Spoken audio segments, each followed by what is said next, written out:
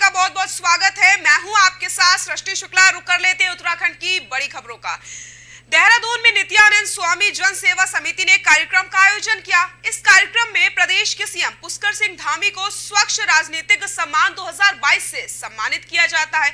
इस मौके पर संगीत, शिक्षा, उद्योग, चिकित्सा से जुड़े 5 लोगों के साथ अन्य 2 लोगों को भी उत्तराखंड गौरव से सम्मानित किया गया है। इस मौके पर प्रदेश के सीएम ने प्रदेश के पूर्व सीएम नित्यानंद स्वामी को नमन करते हुए कहा कि उन्होंने प्रदेश के विकास के लिए कई महत्वपूर्ण काम किए हैं। मुख्यमंत्री ने नित्यानंद स्वामी जन सेवा समिति के समाज सेवा में किए जा रहे कामों की सराहना भी करी। सीएम धामी ने स्वच्छ राजनीतिक सम्मान से सम्मानित किए जाने पर संस्था का आभार व्यक्त करते हुए कहा कि प्रदेश सरकार लगातार प्रदेश के विकास के लिए काम कर रही है। इस अवसर पर कैबिनेट मंत्री श्री प्रेमचंद अग्रवाल, सांसद सुश्री रेखा वर्मा के साथ कई लोग मौजूद रहे।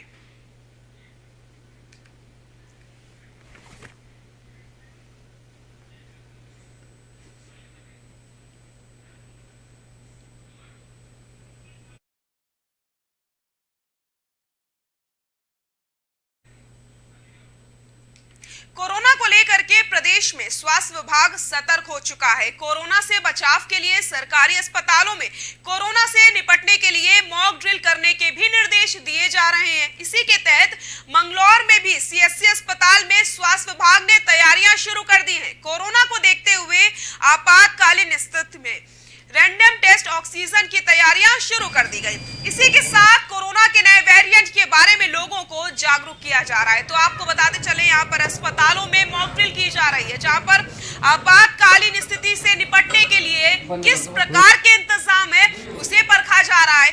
ऑक्सीजन की अगर जरूरत पड़ती है तो किस प्रकार से यहाँ पर ऑक्सीजन उपलब्ध करवाया जाएगा। अगर मरीजों को दवाइयां बांटनी हो तो आखिरकार दवाइयों की जो व्यवस्था है वो पूरी तरीके से सुरक्षित है या नहीं, इन सभी के मद्देनजर मॉक ड्रिल की जा रही है ताकि पूरी तरीके से यहाँ पर कोरोना से लड़ाई के लिए हम तैयार हो जाएं। जैसे कि आपको पता ही है कि चाइना में जो केसेस अचानक से बहुत बढ़े हैं, आसपास के जो देश है सभी देशों में बहुत केस बढ़ गए हैं। उसी स्थिति को देखते हुए हमारे स्वास्थ्य महानिदेशालय ने भी हम लोगों को सजग किया और उत्तराखंड में अभी व्यवस्था बहुत अच्छी है। और इसी क्रम में आज हम सामुदायिक स्वास्थ्य केंद्र मंगलौर की बात करूं तो हमारे यहाँ पर प्रचुर मात्रा में ऑक्सीजन की अवेलेबिलिटी है। यहाँ पे 10 हमने आइसोलेशन बेड जो जिस पे गैस पाइपलाइन है वो फिट हो गई है, ऑक्सीजन की है, उनको हमने चेक भी कर लिया है, तो रिफिल का भी करा रहे हैं उसको। बाकी पेटेंसी हमने चेक कर लिया सिलेंडर लगा के। उसके अतिरिक्त हमारे पास में ऑक्सीजन कंसनट्रेटर है 13 हैं, वो भी सफिशिएंट है। उसके अलावा हमारे पास ऑक्सीजन के सिलेंडर्स भी हैं, वो भी सफिशिएंट है, कुछ भराए जा रहे हैं। तो इस प्रकार से जो प्राथमिकता में हम यहाँ पे किसी भी जो फर्स्ट टाइम पे अगर कोई ऐसा इंसिडेंस होता है, लोग आते हैं, तो हमने अपनी सामुदायिक स्वास्थ्य केंद्र मंगलौर के स्तर पर पूरी तैयारी कर ली है और इसको और तैयारी कर रहे हैं। और जैसे भी निर्देश ऊपर से आएंगे, मार्गदर्शन होगा, उसके अनुसार हम आपको भी आश्वस्त करते हैं कि मंगलौर की जनता को हम अपनी सेवाएं दे पाएंगे। जैसे कि पौड़ी के जिला अस्पताल का जिला प्रशासन के अधिकारियों ने जायजा लिया है, जिससे कोरोना में किसी भी आपात स्थिति से निपटा जा सके। अपने निरीक्षण के दौरान अधिकारियों ने जिला चिकित्सालय में ऑक्सीजन प्लांट का भी निरीक्षण किया। मामले की जानकारी देते हुए डॉक्टर गोविंद पुजारी ने बताया कि जिला अस्पताल में कोरोना को लेकर के सभी तैयारियां शुरू कर दी गई हैं। इसी के साथ अस्पताल में 36 बेड की व्यवस्था भी कर दी गई है।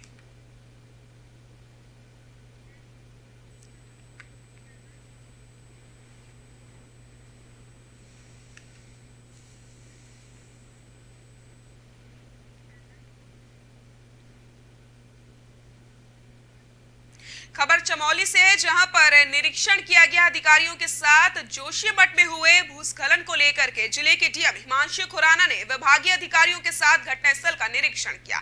अपने निरीक्षण के दौरान डीएम ने सिंचाई विभाग को जोशीमठ के ड्रेनेज प्लान के लिए डीपीआर तैयार करने के निर्देश जारी किए। इसी के साथ ही मारवाड़ी पुल में विष्णु प्रयाग तक करीब 1.5 किलोमीटर में नदी से हो रहे भू कटाव की रोकथाम के लिए दीवार निर्माण के निर्देश जारी किए गए हैं। इस मौके पर नगर पालिका अध्यक्ष शैलेंद्र पवार, एसडीएम हुकुम जोशी के साथ कई अधिकारी मौजूद तो रहे। ये दोनों तरफ काटने की कोशिश करेगी, इधर हार्ड रॉक से। जोशीमठ नगर क्षेत्र में जो बुद्ध साहब के इंसिडेंट संज्ञान में आ रहे थे, तो उसको देखते हुए नगर पालिका क्षेत्र में जो मनोहर बाग वार्ड है, तो उसके हमारे कुछ घर हैं जो उनका निरीक्षण किया, और किसी का घर है, किसी का मकान है, तो उसमें देखा कि कई जगह पर दरारें आई हुई हैं, कई खेतों में भी कुछ क्रैक्स आए हैं। तो उसमें शासन के द्वारा जो कमेटी थी, उन्होंने एक इन्वेस्टिगेशन उसमें किया है। तो उसके क्रम में एक रिकमेंडेशन उसका ये है कि एक विस्तृत एक जो सीवरेज प्लान बनाने की, सीवरेज और ड्रेनेज प्लान बनाने की आवश्यकता है। जोशी प्रदेश सरकार जहां एक तरफ लगातार प्रदेश की सड़कों को सुधारने की पहल कर रही है, वहीं दूसरी तरफ तलिया मंडल मैखड़ी मोटर मार्ग में सड़क निर्माण में ठेकेदार की लापरवाही का मामला उजागर हुआ। ग्रामीणों का आरोप है कि ठेकेदार ने सड़क के गड्ढों को महज मिट्टी से भर दिया, जिसकी वजह से महज 2 महीने के अंदर ही सड़क जर्जर हो जाती है। बहरहाल सड़क का वीडियो सोशल मीडिया पर वायरल हो रहा है। ग्रामीणों को इस मामले में प्रशासन से कार्रवाई की मांग की है। यहाँ पर इस मामले में स्थानीय विधायक विनोद कंडारी का कहना है कि अगर सड़क निर्माण की गुणवत्ता के साथ किसी प्रकार की गड़बड़ी पाई जाएगी तो आरोपी अधिकारियों के खिलाफ उचित कार्रवाई की जाएगी।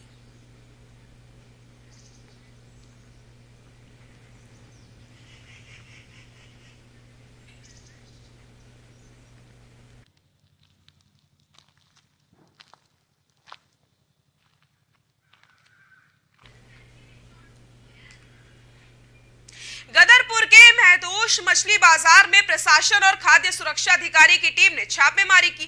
मामले की जानकारी देते हुए तहसीलदार देवेंद्र सिंह बिष्ट ने बताया कि खुले में मीट मछली मांस के व्यापार को लेकर लगातार शिकायतें मिल रही हैं। इसी के तहत कार्रवाई करते हुए छापेमारी की गई है। छापेमारी के दौरान खाद्य सुरक्षा टीम ने व्यापारियों को खुले में मांस मछली बिक्री न करने के भी निर्देश जारी किए हैं। रोड के किनारे कहीं कर लो, हमें या खुले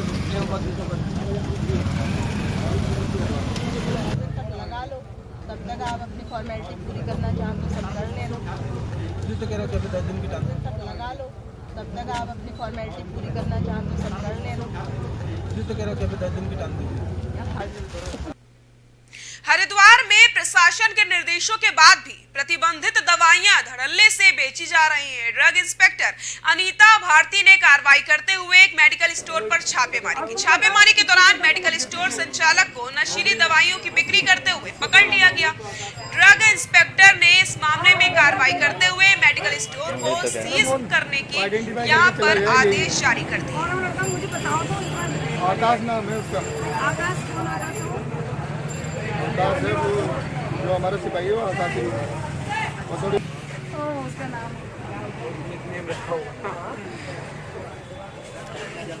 तो वो लड़का जो है वो तो आपको दे दिया जाएगा, बट ये है कि अगर कोई गलत कर रहा है तो उसके खिलाफ जरूरी कार्रवाई होगी। मैंने अभी बीच में एक घर से निकाली है।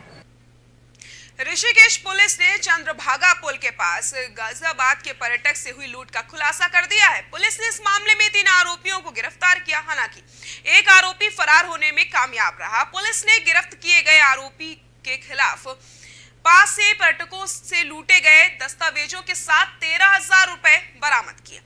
मामले की जानकारी देते हुए सीओ डीसी डोंडियाल ने बताया कि तीनों आरोपी पहले भी मारपीट करने के आरोप में जेल जा चुके हैं। पुलिस ने गिरफ्तार किए गए आरोपियों से पूछताछ करके फरार आरोपी की तलाश भी यहां पर शुरू कर दिया है। तो पुलिस को एक बड़ी कामयाबी हाथ लगी है। जहां पर पर्यटक से लूट का ये पूरा मामला था, 3 आरोपी की यहां पर गिरफ्तारी की गई है।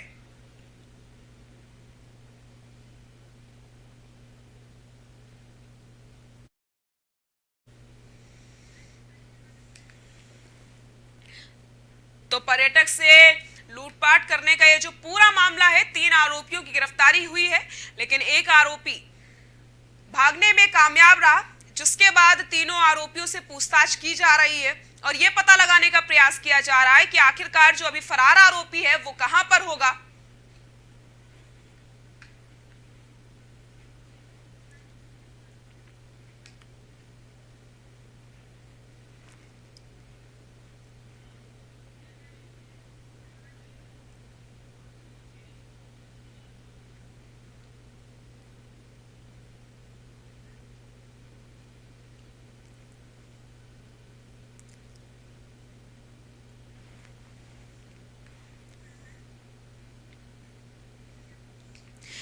साल के सेलिब्रेशन को लेकर के सरोवर नगरी नैनीताल में पर्यटकों का आना जाना लगातार जारी है। इसी को देखते हुए पुलिस ने ट्रैफिक और पार्किंग की व्यवस्था की तैयारियां शुरू कर दी हैं। एसपी ट्रैफिक डॉक्टर जगदीश चंद का कहना है कि नैनीताल पुलिस ने पर्यटकों की मदद के लिए यातायात प्लान बना लिया है, जिसे नैनीताल पुलिस के सोशल मीडिया पेज पर शेयर किया गया।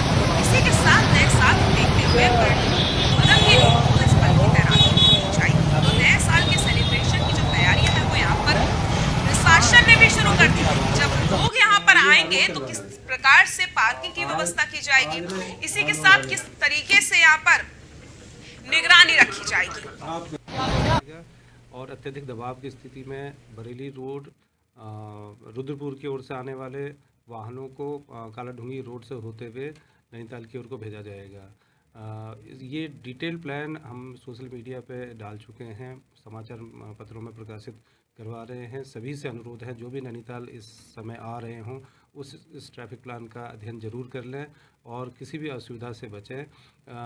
साथ में ये भी अनुरोध करना है कि ट्रैफिक पुलिसकर्मी और अन्य पुलिसकर्मी इस ड्यूटी के लिए काफ़ी संख्या में लगे होंगे।